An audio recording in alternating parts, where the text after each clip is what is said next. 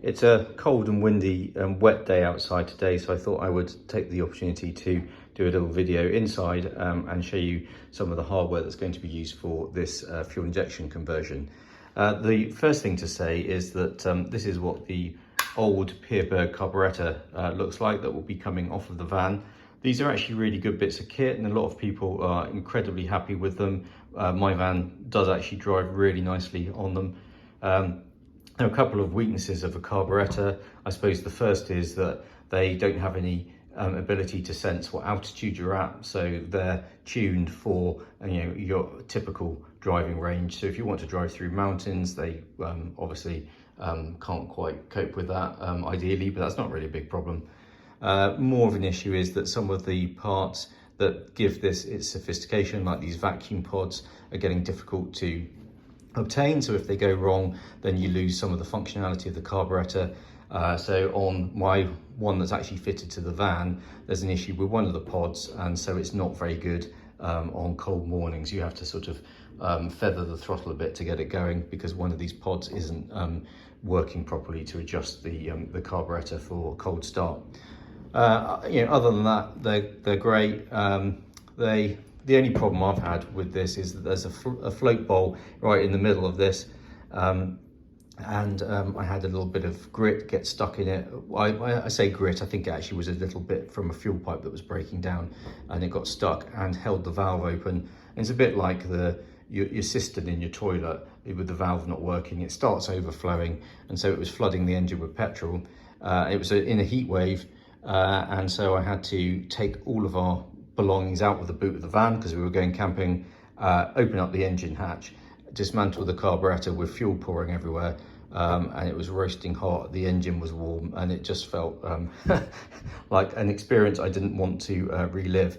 But that was just a bit of bad luck or poor maintenance on my part, and it's not the fault of the carburetors, which are fantastic. But anyway, I've got the fuel injection kit, I'm going to fit it, so let's put the carb to the side and look at the kit.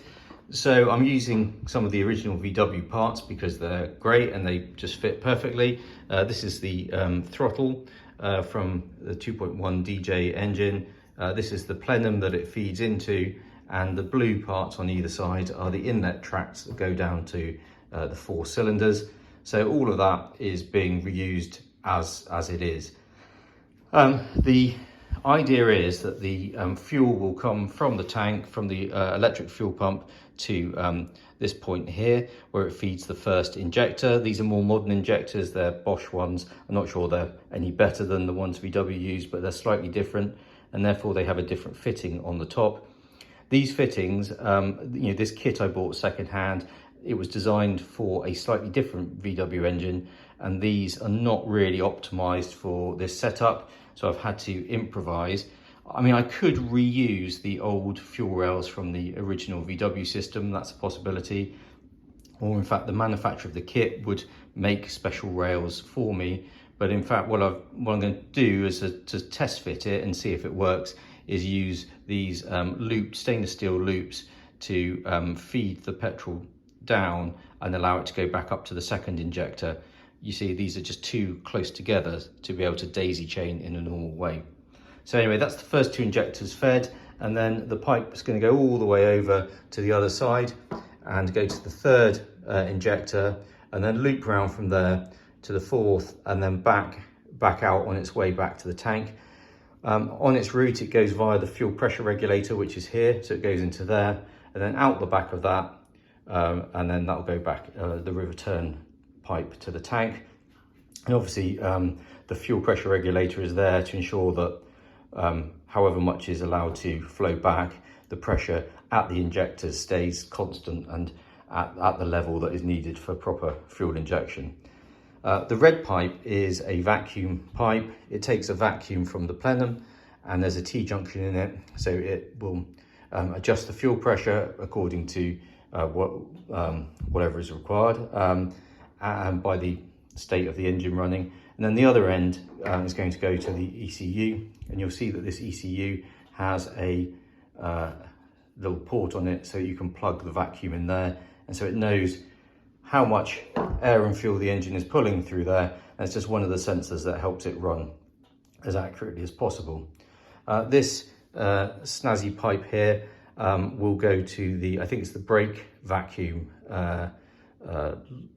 line. The brakes have a vacuum booster like most cars.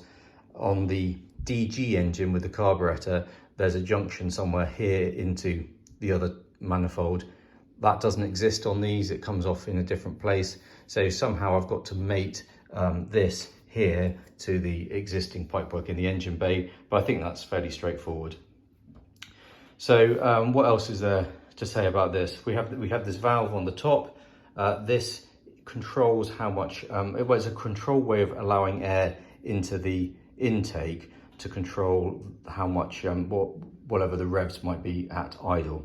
So it's controlled by a little servo by the ECU, and it just is a controlled leak of air, if you like, to maintain a good idle. I will need some sort of intake filtration, some air system. The existing one in the van probably won't fit very neatly onto this, and the one that would have come with this setup is quite big and takes up a lot of the engine bay and includes an airflow meter, which this system doesn't use. So that isn't a very attractive option. So I've been looking at something that might do the job, and I found this very cheaply on an internet site, and whether or not the filter is good enough quality is to be determined. But what we do have in it is this, the shape is good for the engine bay. It should put the filter in just about the right place, and it has a port here so I can put the air intake temperature sender in there.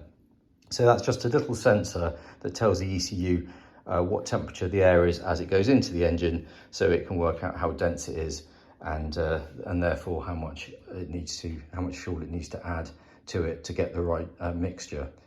I will do another video showing you the loom with all the different sensors, but at the moment I've still got to do some work on that.